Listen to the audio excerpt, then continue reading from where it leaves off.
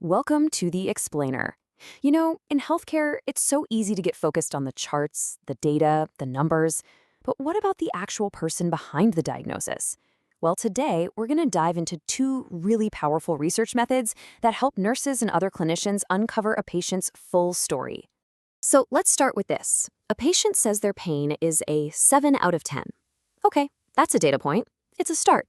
But it doesn't really tell us the story, does it? Is that 7 a sharp, blinding pain, or is it a deep, constant ache? Is it stopping them from sleeping? Does it make them afraid to move? See, to get to that level of understanding, we need a different set of tools. And that brings us right to our first section. We're talking about what those numbers can't tell us and why there's such a critical need for a deeper look into the patient experience. Think about it like having two different lenses to look at the world. On the one hand, you've got quantitative research.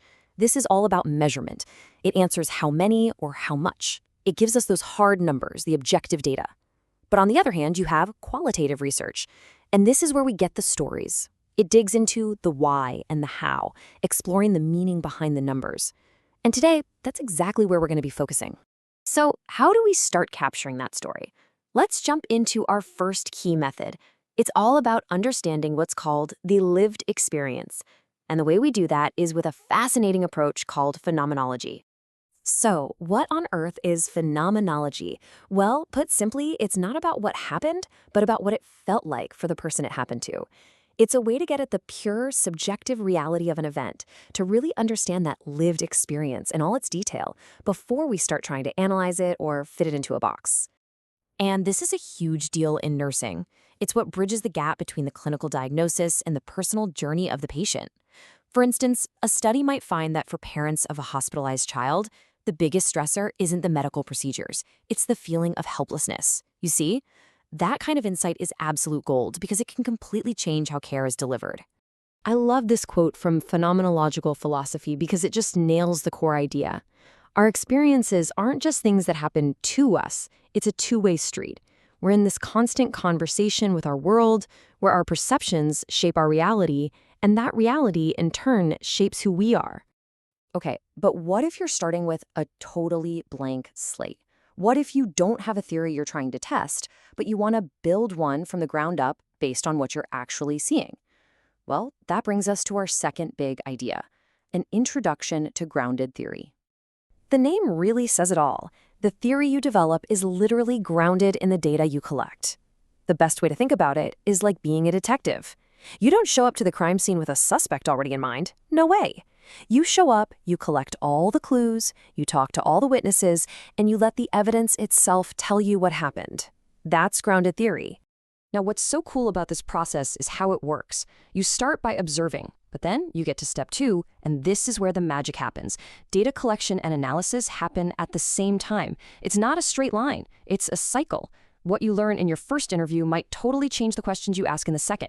It's this living, breathing process of discovery that lets you find those core concepts and build a theory that truly reflects reality. All right, so every good detective needs a toolkit, right? So what does a researcher using grounded theory have at their disposal? Let's take a look at the how-to of this discovery process. As you can see, they cast a really wide net. Of course, you have in-depth interviews, but they also get out there and observe what's happening, sometimes even becoming a participant. They'll look at patient diaries, medical records, you name it.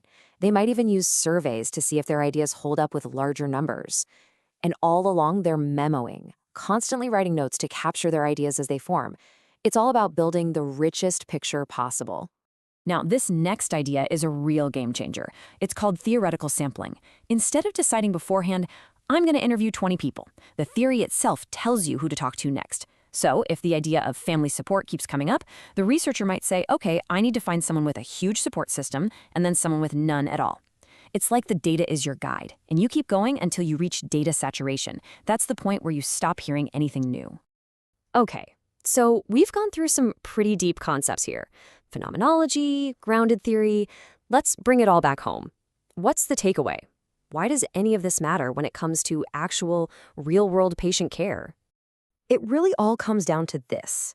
These methods give us a way to see beyond the chart, beyond the diagnosis, and to understand the whole person.